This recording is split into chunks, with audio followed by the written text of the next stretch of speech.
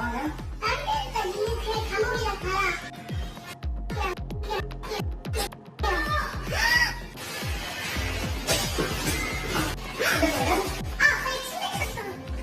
하루에 2회 내지 3회 정도 무단 이탈을 해요. 아동 학대 이런 거에 항상 조심을 하다 보니까 몸으로 막는 거지. 아, 이렇게까지 교직 생활을 해야 되나.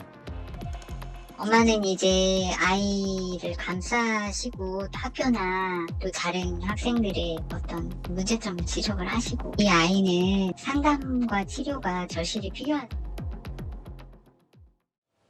보신 그대로입니다. 어제 저희가 전해드렸던 이 얘기. 전라북도 전주의 한 초등학교 3학년이 학교에서 교감 선생님의 뺨을 때리고 침을 뱉는, 그리고 저희가 미처 다 보여드릴 수 없는, 들려드릴 수 없는 욕설까지 했다는 소식 전해드렸었는데요. 아이를 훈육해야 할 그 학생의 어머니가 오히려 학교 찾아가서 담임교사 어떤 맞대응까지 했다, 이런 얘기가 나왔는데, 그런데 그 부모의 주장이 달라서 저희가 전해드리려고 합니다. 허주연 변호사님. 아이의 일방적인 폭행이라 볼 수 없다는 게 A군 어머니의 항변이네요. 그렇습니다. 이 어머니가 얘기하기로는 진위를 가려볼 필요가 있다, 이런 주장을 했다고 전해지고 있는데요.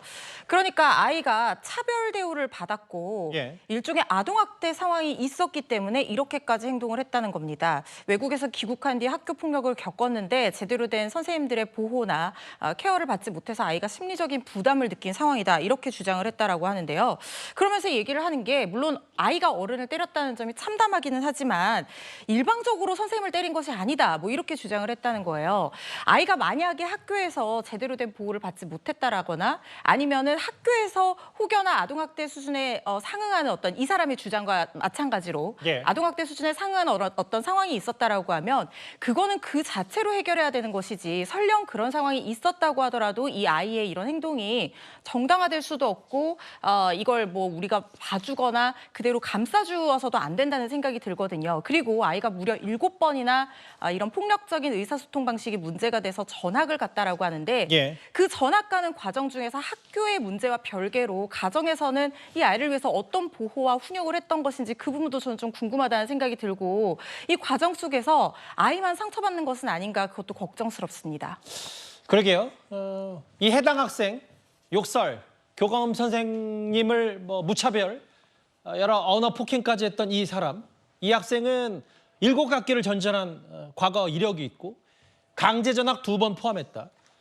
작년에 같은 반 학생들, 제가 뭐 구체적으로 더 짚어보지는 않겠지만 교사에게도 침뱉고 욕설을 했다, 뭐 이런 얘기가 나왔는데, 이런 것 같아요. 아까 뭐 부모 입장에서는 항변하고 억울할 수는 있는데 부모의 말 따라, 주장 따라 어떻게 이걸 진위 여부를 명확히 가릴 수 있는지 저는 그게 좀 궁금하거든요. 그렇죠. 일단 아이의 진술 같은 것을 보통은 아동학대 사건의 시시비비를 가릴 때 많이 참작을 하고 많이 녹음기를 아이 편에 들려보내서 그걸 증거로 사용하기도 했었는데, 최근에는 법원 태도가 바뀌어서 이런 부분에 대해서는 증거 능력을 인정하지 않기도 합니다.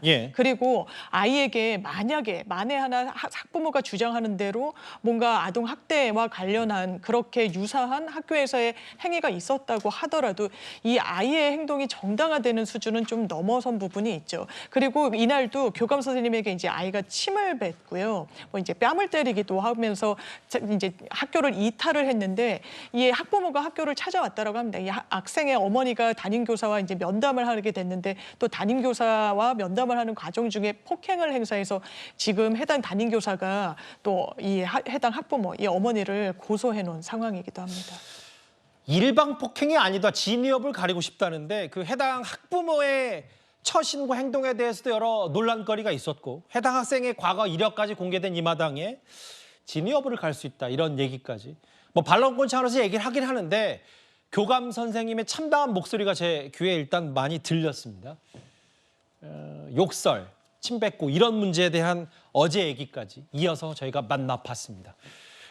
사건 사고 소식 논란거리들을 쭉 짚어봤다면요, 다음 주제 저희가 잠자리에 든 사이 밤사이에 이런 일이 있었습니다. 바로 다음 주제입니다.